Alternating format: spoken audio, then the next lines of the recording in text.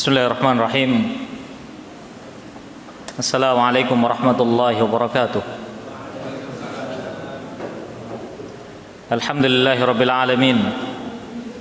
Wa bihi nasta'inu ala umurid dunya waddin. Wa nusalli wa nusallimu ala mab'usi rahmatan lil alamin. Sayyidina wa habibina wa syafi'ina wa maulana Muhammadin wa ala alihi wa ashabihi wa tabi'in wa man tabi'ahum bi ihsanin ila yaumiddin wa sallama tasliman katsira ma ba'du. Ma'asyiral muslimin rahimana rahimakumullah. Alhamdulillah, bersyukur pada Allah Subhanahu wa taala yang telah memberikan kenikmatan kepada kita semuanya. Salat serta salam tercurah limpahkan kepada junjungan Nabi kita Muhammad sallallahu alaihi wasallam dan kepada orang-orang yang senantiasa mengikuti sunnah beliau hingga yaumil qiyamah. Ikhwani fillah rahimana rahimakumullah. Semoga hadirnya antum di sini memberikan tambahan ilmu dan pahala bagi antum semua dan bagi ana pribadi. Dan semoga Allah Subhanahu wa taala memberikan ilmu yang bermanfaat kepada kita sehingga kita bisa mengamalkan apa yang telah kita pelajari bersama. Allahumma anfa'na bima 'allamtana wa 'allimna ma yanfa'una warzuqna ilman yanfa'una. Baik, pertemuan yang lalu di pekan kemarin kita membahas masuk pada bab baru, ya, bahwasannya bab menyembelih kepada selain Allah termasuk bagian dari kesyirikan. Oke, di sini kita sudah membahas di surah Al-An'am ayat 162 dan 163. Seperti biasa kita murajaah dulu. Di dalam ayat ini sama persis seperti bacaan doa iftitah. Oke, bacaan doa iftitah. Apa hukum membaca doa iftitah? Sunnah. Benar sunnah? Kira-kira kalau lupa batal nggak sholat? Tidak membatalkan? Tidak membatalkan sholat. Oke, sekarang berapa doa iftitah yang antum tahu dan yang antum hafal? Berapa? 1? Separuh? Atau 2 biji? Atau 4 biji? Berapa? Atau nggak hafal sama sekali? 1 lah ya. Nggak apa-apa, 1 pakai aja terus. Ya, sampai akhir hayat. Yang penting lumayan untuk ngamalkan sunnah daripada nggak sama sekali kan. Yang penting jangan separuh. Gitu aja. Ya, taib, hukumnya adalah sunnah. Taib, siapa yang hafal doa iftitah yang pendek? Doa iftitah yang pendek, yang paling pendek sudah. Monggo Pak.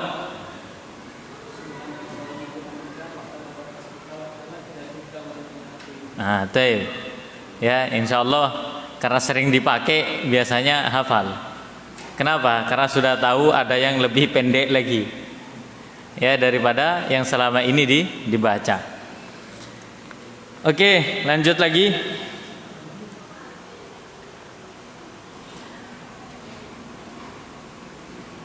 Apa faedah dari ayat tersebut? Taib, yang ikhwan dulu. Faedah yang pertama, apa itu? Taib, menyembelih kepada selain Allah maka hukumnya adalah berdosa atau kesyirikan. Nah, kenapa di sini kok menyembelih itu kepada selain Allah kok termasuk syirik? Kenapa? Ya, akhwat, bagian akhwat dulu. Kenapa kok menyembelih kepada selain Allah itu termasuk bentuk kesyirikan? Kenapa? Dari ayat ini loh, kenapa?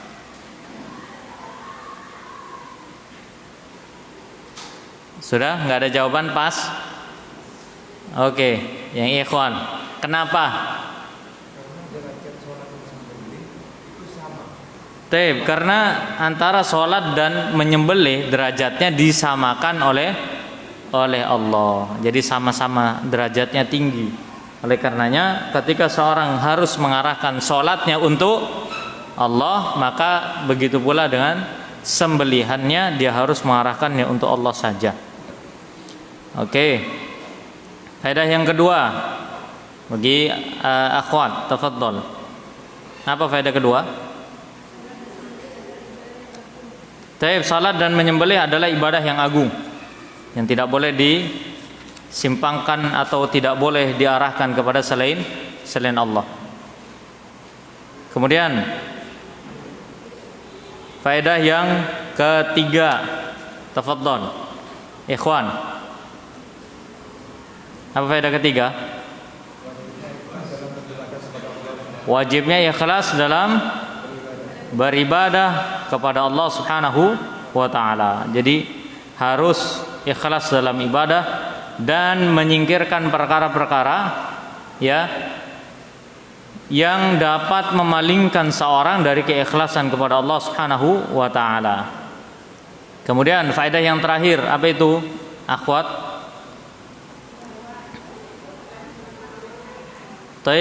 Bahwasannya ibadah hanya dibuat oleh zat yang menurunkan syariat. Siapa? Yaitu Allah Subhanahu wa taala. Enggak boleh beribadah selain dengan syariatnya Allah. Makanya suatu kesalahan dalam pernyataan, sekalipun yang menyatakan ini orang yang dianggap alim contohnya, dia mengatakan tidak semua urusan syariat ini harus berasal dari Nabi. Ada beberapa urusan syariat yang tidak atau bukan berasal dari Nabi.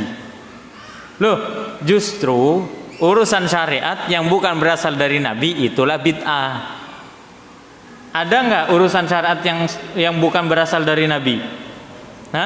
Nggak ada. Semua syariat berasal dari Allah dan Rasulnya. Kok bisa antum ngomong ada syariat selain dari Nabi? Lah yang buat syariat berarti siapa dong? Iya kan? Lah terus Nabi yang menyampaikan syariat siapa?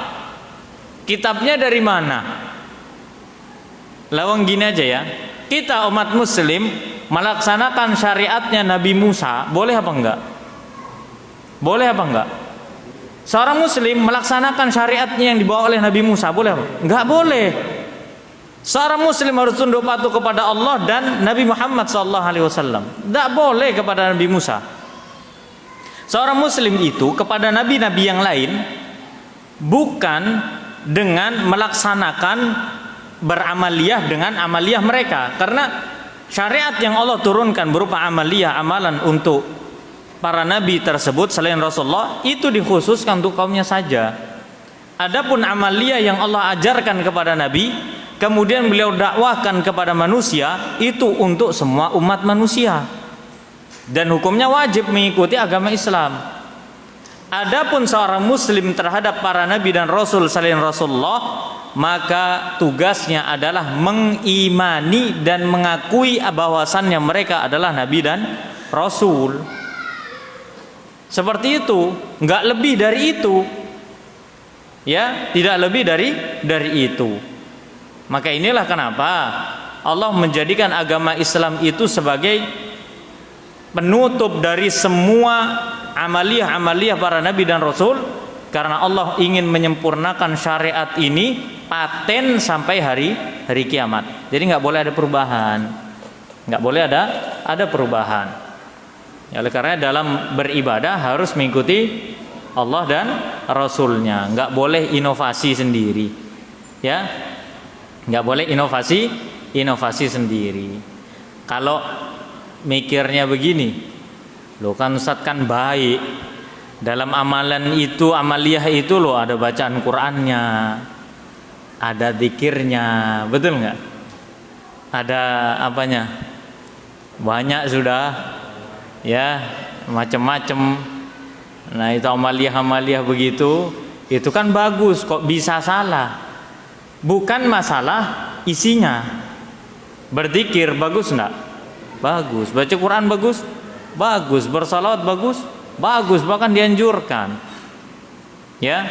Tapi mengkhususkan bacaan-bacaan tersebut disertai dengan waktu-waktu khusus tertentu, di situasi dan kondisi tertentu yang tidak pernah dicontohkan oleh Nabi, maka itulah yang menjadikan penyebab amaliyah itu termasuk bagian amaliyah yang dibuat-buat. Bukan perkara baca Qur'annya, bukan perkara baca zikirnya, bukan. Ya, bukan. Tapi yang menjadi perkara adalah kaifiyah, yaitu bagaimana kita beribadah. Bahwasannya kita tahu ibadah itu sudah ada tuntunannya dari Allah dan Rasulnya. Udah gini aja sudah. Antum kalau kena debu, ya matanya sakit, kena debu, marah nggak kira-kira? Kena debu doang, lagi pakai motor, marah nggak? Nggak. Oke, sekarang kalau seandainya debu itu dikumpulin, dicampur air, dipadetin sampai segede begini, terus dilempar ke antum, marah ndak? Ngapain marah, kan sama-sama debu, ya nggak? Mau begitu? Ayo kalau kita mau pakai logika, ya. Oke, antum lagi panas nih, badannya lagi, ya kalau bahasa apa namanya, gerah, lagi gerah ya. Terus antum kena kipas angin, kan keluarnya angin, betul nggak? Iya, seger nggak? Seger. Bahkan kalau ada orang ngasih kipas angin ke antum dalam kondisi gerah, masya Allah, berterima kasih. Tapi di sebelahnya kipas itu ada orang yang buang angin. Sama-sama angin nggak? Sama-sama angin kan? Tapi kenapa kok antum marah? Marah nggak? Marah. Kenapa kok antum marah? Sama-sama angin. Mau dibahas apanya? Bukan anginnya. Betul kan? Iya. Sama seperti debu tadi, bukan masalah debunya, Ustaz. Ini kaifiyah kok bisa debu jadi batu, kemudian kok dilemparkan ke anak, itu yang sakit. Itu yang membuat marah. Lah sama kayak begitu. Bukan masalah debunya, bukan masalah anginnya ini. Ya, bagaimana tata cara ibadah pun sudah diatur dalam syariat. Makanya agama Islam itu masya Allah ya, rasional sekali, masuk logika.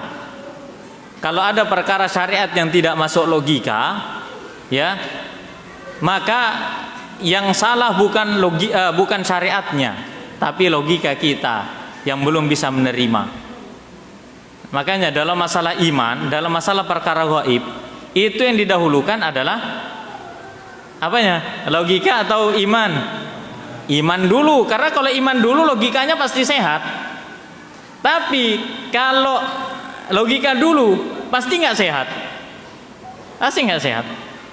Ada sebuah hadis kan, sungguhnya Allah yanzilu rabbuna tabaraka wa ta'ala hina yabqa sulusai lailil akhir. Allah turun ke langit dunia pada sepertiga malam terakhir. Banyak orang-orang muslim yang meragukan hadis ini, padahal hadis ini mutawatir loh. Mutawatir hadis, tahu mutawatir ya? Hadis mutawatir itu hadis yang diriwayatkan oleh 10 sahabat lebih. Paling sedikit 10 orang. Berarti kuat nggak hadisnya? Kuat. Sudah? Hadis nuzul itu termasuk hadis mutawatir. Nah, di sini banyak orang meragukan. Akhirnya berusaha menggunakan logika. Memikirkan, lah terus nanti Allah turunnya gimana? Loh, itu ya terserah Allah. Lah kok ente hamba kok ngurus sih? Betul kan? Ribet banget. Lah kita diciptain oleh Allah ke dunia bukan buat mikirin Allah kok. Mikirin apa? Ibadah. Gimana cara kita ibadah benar? Ya kan? Iya. Loh ini loh nggak masuk akal. Loh memang karena Anda ya tidak tahu bagaimana cara mengimani yang gaib. Ya terserah Allah bagaimana Allah turun, ya urusannya Allah. Kita nggak boleh bertanya tentang bagaimananya, nggak perlu. Seorang muslim tinggal mengimani ya. Apa itu masuk akal? Masuk akal. Allah maha mampu kok. Betul nggak? Allah maha mampu dalam melakukan segala sesuatu.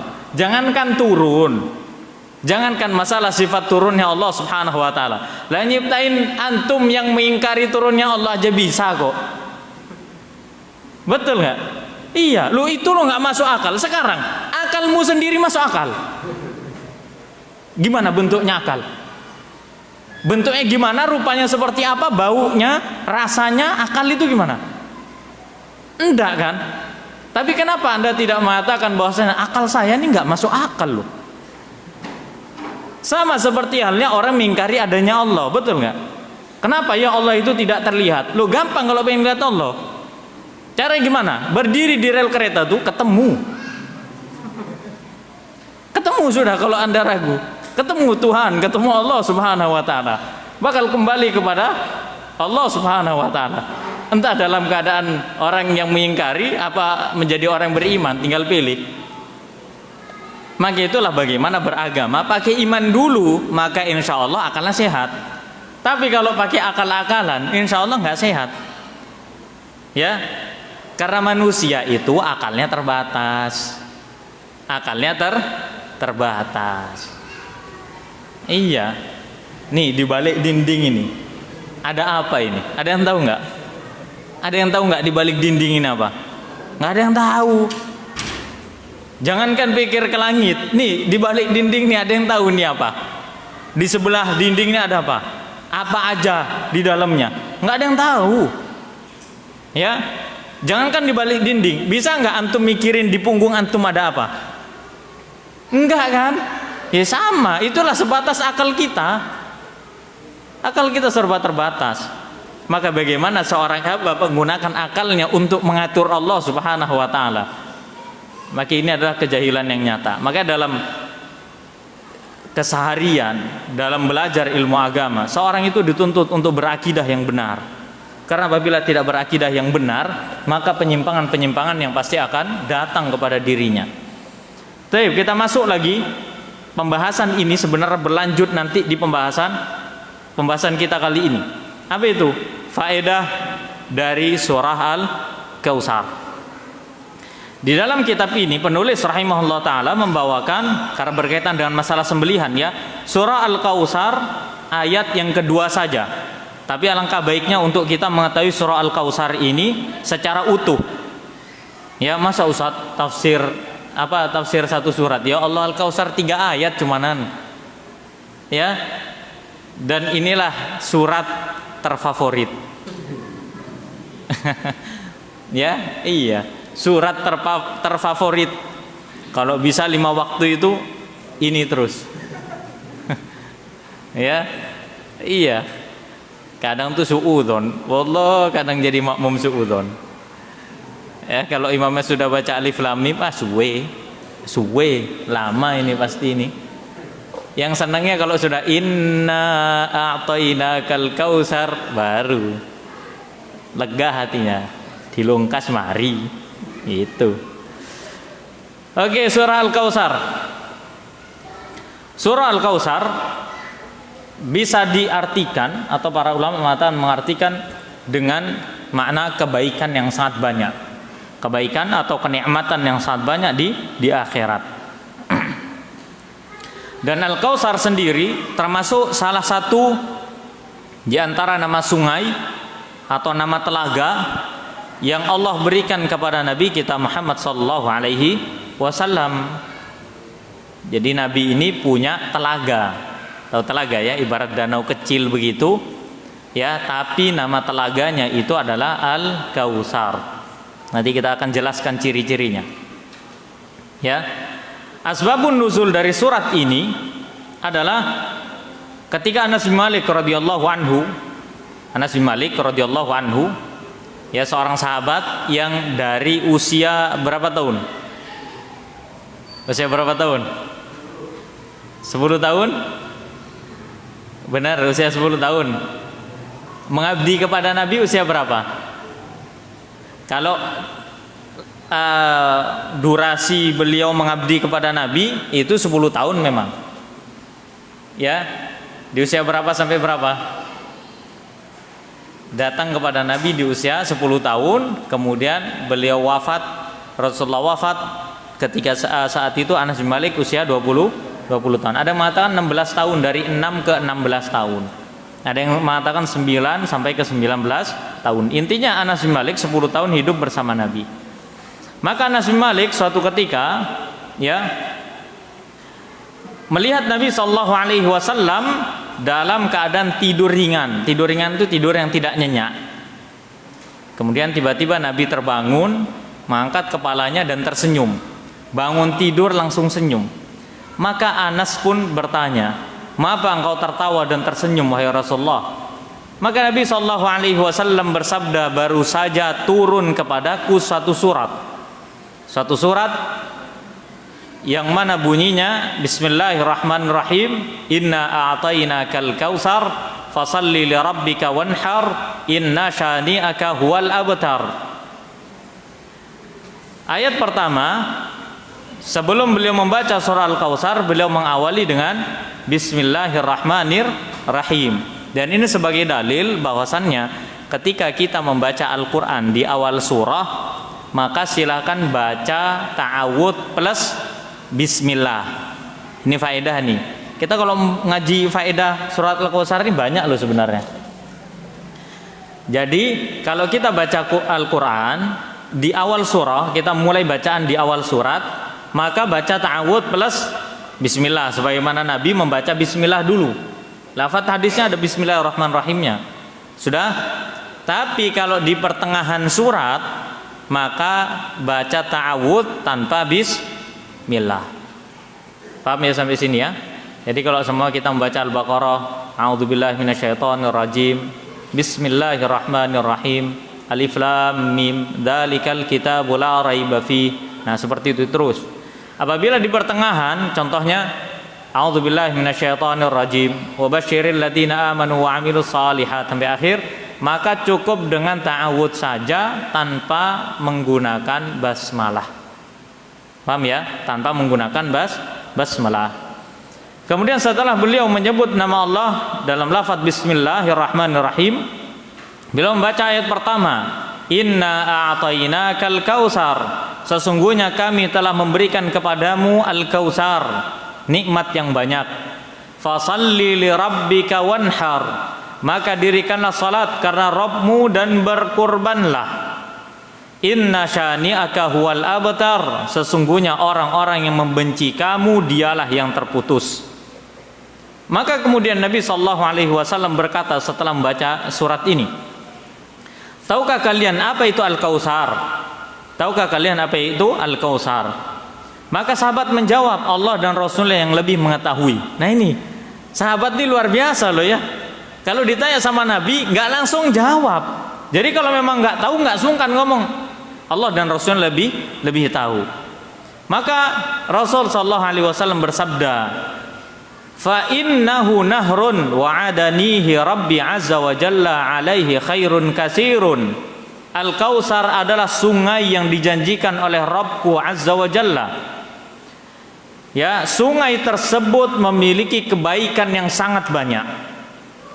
Huwa haudun taridu alaihi ummati yaumal qiyamah.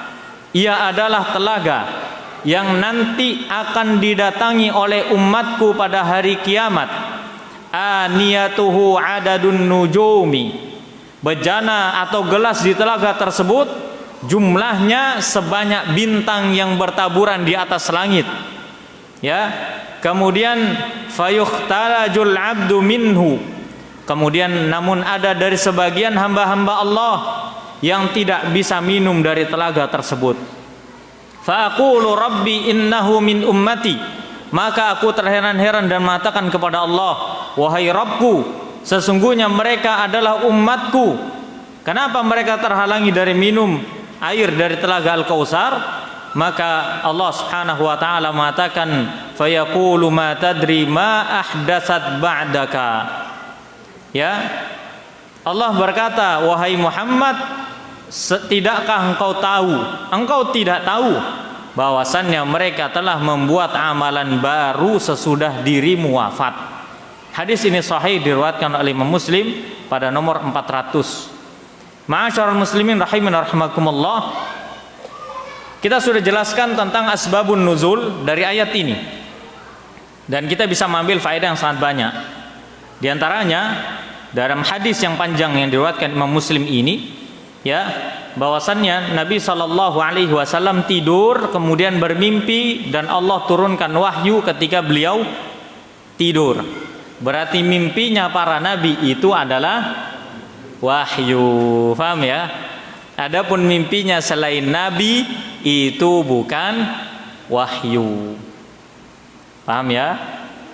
Jadi nggak semua mimpi itu baik. Ada mimpi yang baik, ada juga mimpi yang buruk. Kalau mimpi yang baik, bagaimana sikap kita? Kita sembunyikan mimpi baik tersebut dan kita ceritakan hanya kepada orang-orang yang kita sukai dan kita ridhoi, karena itu rahasia. Paham ya? Adapun mimpi buruk jangan diceritakan dan jangan difikirkan sama sekali. Jangan difikirkan sama sekali, udah biarkan. Ya, justru kita berlindung dari mimpi buruk tersebut. Dan tidak ada ceritanya mimpi seorang hamba selain Nabi dan Rasul yang mana mimpi tersebut mengandung unsur pensyariatan dengan amalan baru. Nggak ada ceritanya. Yang orang yang bisa bermimpi terus Allah berikan syariat lewat mimpi itu hanya Nabi dan Rasul. Orang-orang setelah Nabi dan Rasul itu kalau cuma toh mimpi doang. Nggak ada ceritanya dia mimpi kemudian disyariatkan dengan suatu amaliyah tertentu. Karena begini, kalau dia mimpi baik terus disuruh melakukan amaliyah tertentu, auto jadi nabi. Paham antum? Kan Nabi SAW bersabda, sungguhnya mimpi buruk itu dari syaitan dan mimpi baik itu dari Allah. Mimpi baik itu adalah satu di antara 46 tanda kenabian. Apa maksudnya? Bedanya mimpi baik seorang hamba dengan seorang nabi, orang biasa dengan nabi, itu bedanya. Kalau nabi jadi wahyu mimpinya, kalau orang biasa mimpinya jadi kebaikan, udah. Nah, kalau ternyata seorang hamba mimpi jadi wahyu, lah kok bisa? Gimana caranya dia langsung jadi nabi? Makanya ini hati-hati. Ya, bahwasannya syariat itu tidak didasari dengan mimpi, tapi didasari dengan dalil. Sudah? Nggak ada cerita. Ingat sekali lagi, nggak ada ceritanya syariat itu Allah sampaikan kepada hamba selain Nabi lewat mimpi, nggak ada. Atau bisa dikatakan nggak ada ceritanya mimpi seorang hamba selain Nabi dan Rasul itu menjadi landasan melakukan amaliyah dalam syariat. Sampai sini paham ya? Loh Ustaz, yang bermimpi loh Ustaz orangnya punya karomah. Loh Ustaz, yang bermimpi adalah orang soleh. Soleh-solehnya orang, mimpinya tetap nggak bisa dijadiin sebagai patokan bolehnya melakukan suatu amalan itu yang dasarnya lewat mimpi. Loh, mimpinya loh Ustaz didatangi Rasulullah kemudian diajarkan begini dan begitu. Nggak ada ceritanya Rasulullah. Gini ya, seorang hamba bisa nggak bertemu Nabi lewat mimpi? Bisa. Tapi nggak boleh dia melakukan persaksian saya mimpi ketemu Nabi kecuali dia harus benar dalam apanya? Mengetahui ciri-ciri fisiknya Nabi SAW. Kamu tahu ciri-ciri fisik Nabi? Nggak tahu. Lah kok bisa intinya aku ketemu Nabi? Gimana ciri fisik Nabi? Pokoknya di mimpi itu begini. Padahal kalau dicocokin sama hadis-hadis dalam kitab Syama'il Muhammadiyah nggak cocok sama sekali. Loh, tapi di mimpi itu lo ngaku Nabi. Loh, bisa jadi syaiton. Tapi ingat, syaiton tidak bisa menyerupakan diri dengan Nabi, nggak bisa dia. Ya, masalahnya ciri-ciri di mimpimu itu nggak sama kayak ciri-ciri di hadis ini. Nah, ini bukan Nabi meskipun yang ngaku Nabi, tapi siapa? Syaiton. Ya, makanya mimpinya para Nabi itu wahyu, mimpinya manusia itu hanya sekedar mimpi. Mungkin kebanyakan tidur, bisa. Ya, makanya kalau ada orang bermimpi diperintahkan untuk menyembelih anaknya, itu nggak boleh dikerjakan. Loh, Nabi Ibrahim loh Ustaz dikerjain. Ya itu Nabi Ibrahim. Beliau Nabi dan Rasul, ulul azmi, kedudukannya beda sama kita. Ya. Kenapa? Karena hikmahnya besar. Karena beliau iman dan takwa melaksanakan wahyu yang Allah turunkan lewat mimpi, Allah ganti itu anak dengan kambing.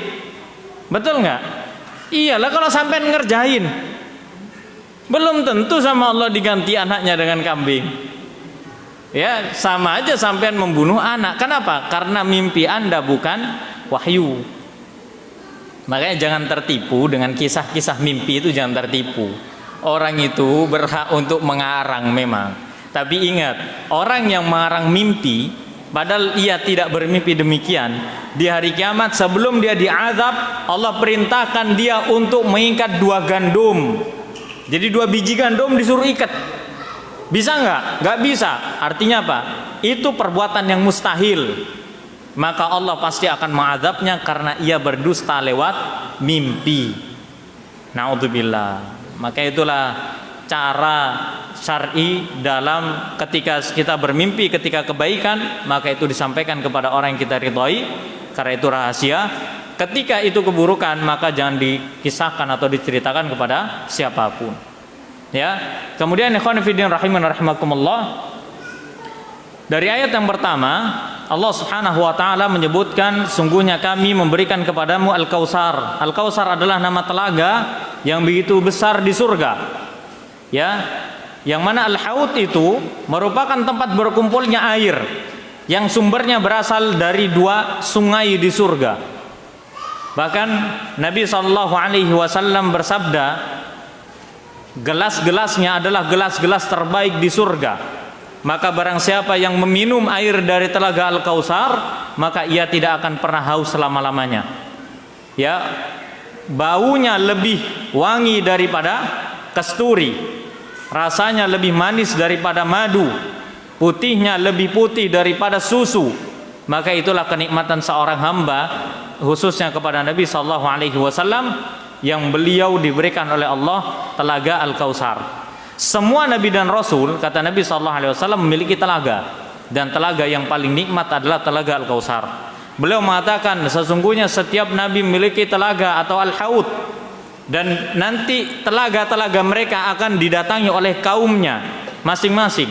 Maka aku berharap kepada Allah akan ada dari kaumku yang banyak jumlahnya, lebih banyak daripada kaum Nabi dan Rasul yang lainnya, yang mereka bisa mendapatkan kesempatan untuk minum di telagaku, yaitu telaga Al-Kautsar. Bahkan Nabi SAW bersabda, ana faratukum 'alal haud, sesungguhnya aku akan menunggu kalian di Al-Haud. Aku akan menunggu kalian di Al-Haud, yaitu di telaga. La yarfa'anna ilayya rijalun minkum hatta idza ahwaitu la anawilahum. Dinampakkan di hadapanku beberapa orang di antara kalian, ketika aku akan mengambil minuman untuk mereka dari Al-Haud, mereka dijauhkan dariku. Jadi nanti di akhirat Nabi menunggu umatnya untuk minum di Al-Haud, yaitu di Al-Kautsar. Ya. Kemudian ketika Allah Subhanahu wa taala melihat ada sekelompok orang mau mendekati telaga Al-Kautsar, Allah jauhkan. Allah jauhkan mereka, Allah halangi mereka. Maka Nabi SAW bersabda, "Ai Rabbi ashabi, wahai Rabbku itulah umatku." Maka Allah Subhanahu wa taala berfirman, yaqulu ya la tadri ma ahdasu ba'daka. Engkau enggak tahu apa yang mereka lakukan berupa kebid'ahan setelahmu. Jadi siapa yang dihalangi? Para ulama mengatakan yang pertama diantaranya adalah orang-orang yang munafik. Yang munafik, yang mereka menampakkan keislaman dan menyembunyikan kekafiran. Mereka wafat di atas kenifakan, maka mereka terhalangi untuk minum dari telaga Al-Kautsar. Kemudian yang kedua, orang yang murtad dari agama Allah. Kemudian yang ketiga adalah orang-orang melakukan dosa besar, maksiat. Di antaranya juga adalah orang-orang melakukan kebid'ahan dalam syariat. Kenapa? Karena dalam hadis yang panjang, ya, Nabi SAW sampai marah kepada umatnya ketika Allah memberitahukan bahwasannya ada umatnya yang mengganti ajaran Nabi sallallahu alaihi wasallam dengan ajaran yang mereka buat-buat sendiri. Nabi sallallahu alaihi wasallam bersabda, ya, suhqan suhqan. Apa artinya suhqan? Suhqan itu artinya celaka kalian. Celaka kalian. Liman baddala ba'di. Celaka, celaka bagi setiap orang yang mengganti ajaranku setelahku. Sudah diajarin syariat, lah kok malah diganti. Nah ini, maka kita tidak akan bisa berargumen di hadapan Allah dan Rasulnya ketika di hari kiamat, ketika mereka bertanya kepada kita, mengapa engkau mengganti ajaran yang telah Allah dan Rasulnya ajarkan? Menjawab apa kita? Nah, dalam beribadah itu hati-hati. Gak semuanya, tidak ada inovasi dalam ibadah. Ibadah itu sudah tauqifiyah sudah. Ya, maka tidak boleh bagi seseorang untuk mengganti syariat yang telah Allah dan Rasulnya ajarkan. Oleh karenanya Al-Hafidz Abu Amr Ibn Abdul Bar beliau mengatakan, setiap orang yang membuat perkara baru dalam agama, mereka adalah orang-orang dijauhkan oleh Allah dari minum dari air telaga Nabi sallallahu alaihi wasallam. Seperti halnya Khawarij, Rafidhah dan pelaku bid'ah lainnya. Sesungguhnya mereka, begitu pula orang-orang berbuat kezaliman, begitu pula orang-orang berbuat dosa besar. Semua orang itu adalah orang yang disebutkan dan dikhawatirkan tidak bisa minum dari telaga Nabi sallallahu alaihi wasallam. Maka hendaknya kita kalau ingin bertemu dengan Nabi di telaga Al-Kautsar, hendaknya kita menggunakan sisa usia kita untuk senantiasa berada di atas Al-Quran dan Sunnah, di atas pemahaman yang benar. Jangan sepakat dengan perkara-perkara baru dalam agama, sekalipun itu dianggap kebaikan. Ya, sekalipun dianggap kebaikan. Ikhwan fillah rahiman rahimakumullah. Kemudian di ayat yang kedua, Allah Subhanahu wa taala berfirman, "Fashalli li rabbika wanhar." Dan salatlah untuk Rabbmu dan menyembelihlah. Ya. Ayat ini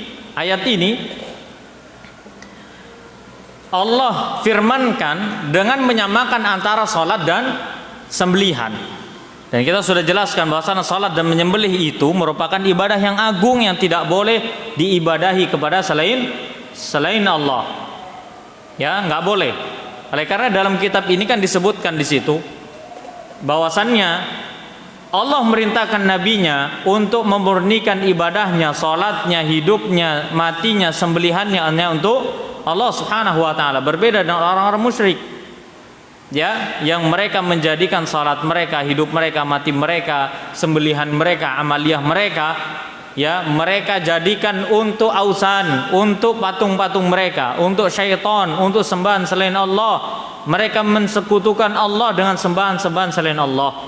Maka ini termasuk syirik yang besar. Ya. Kemudian apa faedah dari ayat yang kedua ini?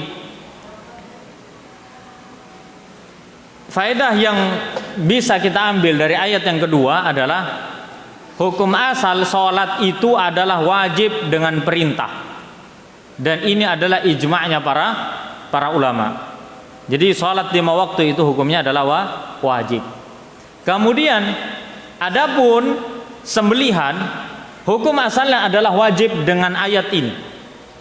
Dengan ayat ini kan perintah kan, al aslu fil amri lil wujub, hukum asal perintah adalah wajib. Dan salatlah kalian serta menyembelihlah dan menyembelihlah untuk Rabbmu. Maka menyembelih kurban itu wajib, ya, menurut ayat ini. Tapi ada pemaling dari hadis yang lain, maka hendaknya setiap tahun dari anggota keluarga tersebut mengeluarkan sebagian hartanya untuk berkurban. Ya, apabila tidak mampu ya tidak perlu untuk berkurban. Tapi masa iya kita tiap tahun nggak mampu terus? Betul nggak? Iya. Kadang orang beli rokok mampu, tapi giliran suruh kurban tidak mampu. Beli rokok harga 25.000 satu pak, habis sehari. Kalau hitung per bulan sudah berapa tuh? 750.000. Coba tabung tuh 750.000 setahun, dapatnya berapa? Bisa patungan sapi kan? Iya, bukan kambing lagi, patungan sapi itu. Gitu. Kadang yang lebih konyol lagi menjelang Idul Adha tuh orang yang ngerokok sambil nyesel, sambil nyesep rokok. Ya Allah, gimana ya caranya kurban? Gimana ya caranya biar anak bisa kurban? Disedot tapi gimana caranya ya biar anak bisa kurban? Matikan rokokmu, tabung duitmu, kurban. Iya kan? Iya. Ada yang lebih lucu lagi. Seorang perokok sambil menyesap rokoknya memikirkan tentang kehidupannya. Gimana hidup saya ini? Disesep tapi rokoknya. Harusnya dia jangan mikirin hidupnya. Dia pikirin yang sekarang dia lakukan. Bagaimana dia bisa memikirkan tentang hidupnya padahal saat itu dia sedang menghancurkannya? Hah? Gimana dia mikirin, oh kok bisa ya hidup saya kayak gini? Dia lagi ngancurin hidupnya. Dengan apa? Dengan rokoknya. Ya, kalau bahas masalah rokok biasa banyak yang nggak terima. Tapi nggak apa-apa. Bahkan anak pernah bilang kan, orang yang merokok itu kurang akalnya. Nggak terima sampean. Ayo kita pakai akal-akalan. Ayo. Anak sampean yang TK, yang SD, kalau batuk minta es dibelikan nggak? Anak sampean batuk, sudah batuk nih, ya minta es, Pak beliin es krim kayak apa kayak gitu. Sampean kasih nggak? Nggak dikasih, kenapa? Batuk. Iya kan? Tapi kenapa pada saat bapaknya melarang sambil merokok? Dia tidak bisa melarang dirinya dari perkara-perkara yang menghancurkan hidupnya. Anaknya beli roti, yang roti itu membuat anaknya pusing. Pasti bapaknya melarang, jangan beli roti ini lagi. Kenapa? Karena kamu pasti pusing makan roti ini. Ya, lalu bagaimana dengan orang yang merokok, tulisannya sudah membunuhmu? Sudah nggak pakai pusing lagi, sudah mati, sudah nggak pakai pusing. Ya, maka orang seperti ini lucu. Ya, orang seperti ini lucu. Dia menghamburkan uangnya, tapi dia lupa sampai ibadahnya.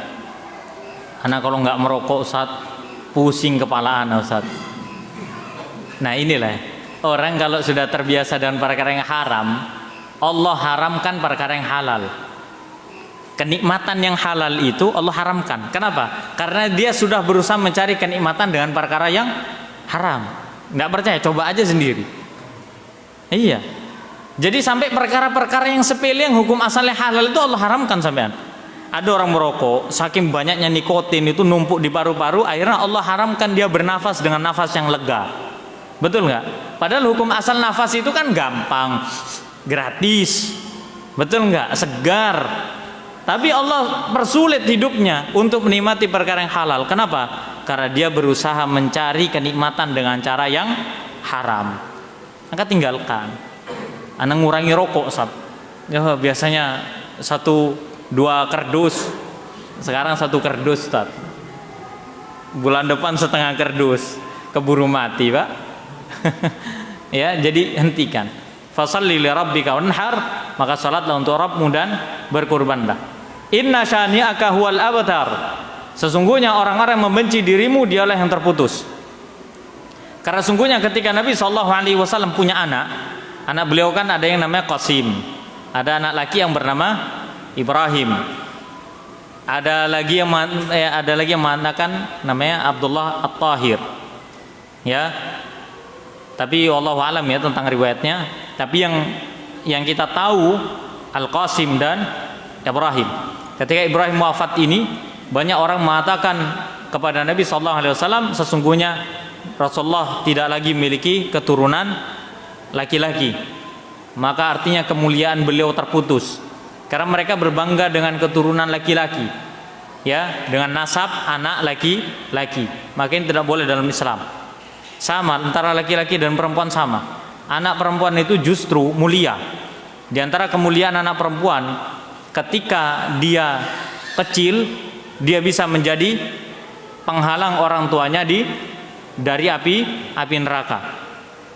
Paham ya? Nah, ketika dia sudah mulai beranjak dewasa, dia bisa menuntun orang tuanya ke surga. Ketika dia menjadi seorang ibu, dia menjadi orang yang bisa menjamin surga buat anaknya. Ayo coba, itulah mulianya Islam. Betul kan? Iya. Bagaimana Islam muliakan wanita. Maka ketika mereka berpikir bahwasannya keturunan Nabi yang laki-laki sudah wafat, berarti Rasulullah tidak lagi memiliki keutamaan anak laki-laki, maka Allah Subhanahu wa taala turunkan ayat ini, ya, inna syani'aka huwal abtar, sesungguhnya orang-orang membencimu dialah orang-orang yang terputus. Ya, maka inilah bagaimana sedikit penafsiran dari surah Al-Kautsar dari ayat 1 sampai ayat 3. Kembali lagi di kitab ini sedikit ada faedah 3 di sini. Khonifidin rahiman rahimakumullah. Faedah yang pertama, bahwasannya menyembelih kepada selain Allah adalah syirik besar. Karena sembelihan merupakan ibadah, dan memalingkan ibadah dari Allah itu merupakan kesyirikan dan dosa besar. Gak boleh. Ya, nyembelih untuk Nyi Roro Kidul, nyembelih untuk ini, untuk Dewi Sri, untuk iya kan? Ya. Kalau salah koreksi ya. Enggak apa-apa sih sebenarnya salah, wong syirik juga kok. Iya kan, Dewi yang untuk apa? Panen itu apa? Ya, Dewi Sri ya. Sri Rezeki. Bukan itu merek beras ya? Anak nggak tahu, salah lihat merek beras itu Sri Rezeki. Ya, Dewi Sri begitu, yang memberikan rezeki katanya. Sehingga ketika panen itu, setahu anak ya, kalau dulu anak tahu itu pas SMA di Jogja itu, jadi di pojokan-pojokan sawah itu dikasih nampan sama makanan-makanan itu, buah-buahan segala macam. Tujuan adalah untuk memberikan rasa syukur dan persembahannya kepada Dewi Sri, katanya gitu. Kenapa nggak langsung ke Allah ya kan? Panen, adakan syukuran, makan-makan, undang tetangga, kenyang semua, dapat pahala nggak? Dapat. Dewi Sri lo nggak makan nasi, beda alam, betul kan? Iya, kalau tahu ada ya yang namanya Dewi Sri, ya otomatis Nyi Roro Kidul, Dewi Sri, dewi-dewi yang lain itu, ya, yang dianggap penunggu ini dan itu, maka itu hakikatnya adalah sesosok jin saja, nggak lebih dari itu. Yang lebih lucu adalah bagaimana seorang manusia yang Allah ciptakan memiliki kesempurnaan dengan sempurna, lalu dia takluk di hadapan makhluk yang Allah tidak sempurnakan ciptaannya, yaitu jin. Ya, bagaimana sosok manusia yang sempurna beribadah kepada yang tidak sempurna? Justru dia harus beribadah kepada sosok yang lebih sempurna dari manusia, yaitu Allah Subhanahu wa taala. Kemudian yang kedua, faedahnya, anna salata wa dzabha min a'dhamil ibadat, bahwasanya salat dan menyembelih termasuk ibadah yang paling agung. Yang paling agung, yang seorang muslim harus memperhatikan ini. Kalau bisa kita punya planning dari sekarang. Ini bulan Safar akhir. Kalau nggak salah tanggal 26. Iya, 26 atau 25 sekarang. Nggak hafal ya antum ya? Bulan Hijriah Anda hafal? Iya, 26. Kalau iya, insya Allah 26. Ya, anak kalau nggak salah kemarin tuh lihat 25 Safar. Taib, habis Safar Rabiul Awal. Wah, seneng nih. Lanjut kajian lo ya. Kan Rabiul Awal. Iya kan? Tetaplah ngaji tauhid. Taib. Ya. Jadi ini Safar, Rabiul Awal, Rabiul Akhir. Oke, hitung Rabiul Awal, Rabiul Akhir, Jumadil Awal, Jumadil Akhir, Rajab, Sya'ban, Ramadan. Terus Syawal, Dzulqa'dah, Dzulhijjah. Masih tersisa 10 bulan. Nabung dari sekarang untuk kurban. Nabung dari sekarang untuk kurban. Ya, minimal kurban kambing lah. Ya, giliran sepeda mahal, musim sepeda dibelinya sepeda. Musim pelihara burung, beli burung, yang mahal-mahal dibeli. Sampai tersebar video begitu kan. Giliran musim kurban sudah sedia tusuk satenya aja. Dia cuman kurban arengnya aja. Kadang ada yang nggak kurban sama sekali, cuman kurban makannya aja. Subhanallah. Ya, kita malu bertahun-tahun kita hidup di dunia, tapi ternyata tidak bisa mempersembahkan sembelihan kita tiap tahun untuk Allah. Kita tiap tahun, tiap hari dikasih rezeki sama Allah, tapi tidak bisa menyisihkan sebagian rezeki untuk Allah kan? Tidak tahulah nanti kita mau jawab apa di hadapan Allah. Rezeki dari mana buat apa? Nanti kan ketemu semua kalkulasinya. Kita mau jawab apa kalau kita tidak bisa mengkhususkan rezeki itu untuk Allah? Ya, fasalli li rabbika wanhar. Taib. Kemudian yang ketiga, anna salata wadzabha lillahi min a'zami madahiri syukri ni'am. Salat dan sembelihan atau menyembelih itu termasuk cara kita mensyukuri nikmat Allah. Makanya kita sholat ini sebenarnya untuk bersyukur. Kok bisa kita terbebani dengan sholat itu, kok bisa? Kok bisa kita merasa terbebani dengan syariat Idul Adha itu, kok bisa? Kenapa? Padahal kita harusnya tahu bahwasanya ibadah-ibadah tersebut sebagai bentuk rasa syukur kita kepada Allah. Anak kadang berpikir gini, dulu ya, zaman sahabat, zaman tabiin mereka yang dikenal orang-orang ceritanya mereka orang fakir miskin. Tapi yang luar biasa dari mereka itu apa? Tiap tahun bisa kurban, tiap tahun bisa haji. Coba ada ulama itu yang untuk belajar dia sampai jual genteng sama apa itu rangka atapnya itu dijual. Untuk apa? Untuk beli kertas. Tapi di akhir cerita beliau itu bisa haji tiap tahun. Lah kok bisa coba? Iya kan? Iya. Karena memang hatinya untuk ibadah terus. Dapat dunia untuk ibadah, dapat dunia untuk belajar, dapat dunia untuk haji, dapat dunia untuk kurban. Orientasinya ke sana. Enggak dapat dunia bayar cicilan mobil, dapat dunia bayar cicilan rumah, dapat dunia bayar cicilan motor. Mana riba lagi? Pantaslah rezeki kita enggak berkah. Naik haji susah. Naik haji pun pakai riba juga. Nanti doanya, ya Allah jadikan haji hamba haji mabrur. Tidak tahu gimana itu haji yang mabrur atau tidak. Maka tidak mabrur. Orang yang berhaji dengan harta haram itu nggak mabrur. Makanya hati-hati dengan talangan haji yang sifatnya ribawi. Paham ya? Yang sifatnya ribawi. Nah itu hati-hati. Maka menyembelih pun sama. Itu sebagai bentuk rasa syukur kita kepada Allah. Ya, karena sesungguhnya hakikat dari syukur itu bukan sekedar kita mengatakan alhamdulillah, bukan. Tapi kita mengatakan alhamdulillah, kemudian meyakini bahwasanya rezeki itu dari Allah, kemudian kita pergunakan rezeki itu untuk beribadah kepada Allah. Ketika kita gunakan rezeki itu untuk selain Allah, untuk maksiat segala macam, hakikatnya kita sedang tidak bersyukur kepada Allah. La in syakartum la azidannakum wa la in kafartum inna adzabi lasyadid. Jika kalian bersyukur, kami tambah, jika kalian kufur, sungguh azab kami pedih. Hidup yang paling nikmat terakhir ya. Hidup yang paling nikmat adalah hidup yang disyukuri. Apapun kendaraan kita, bersyukur. Apapun bagaimanapun rumah kita, bersyukur. Bagaimanapun kondisi hidup kita, bersyukur. Kenapa? Karena tidak ada pemberian terbesar dari Allah untuk hamba kecuali sabar dan syukur. Dah. In u'tiya khairan syakar, apabila diberikan kebaikan dia bersyukur, apabila tertimpa kemudaratan dia bersabar. Wallahu a'lam bishawab. Insyaallah kita lanjut lagi di pertemuan berikutnya. Subhanakallahumma rabbana bihamdika asyhadu an la ilaha illa anta astaghfiruka wa atubu ilaik. Wassalamualaikum warahmatullahi wabarakatuh.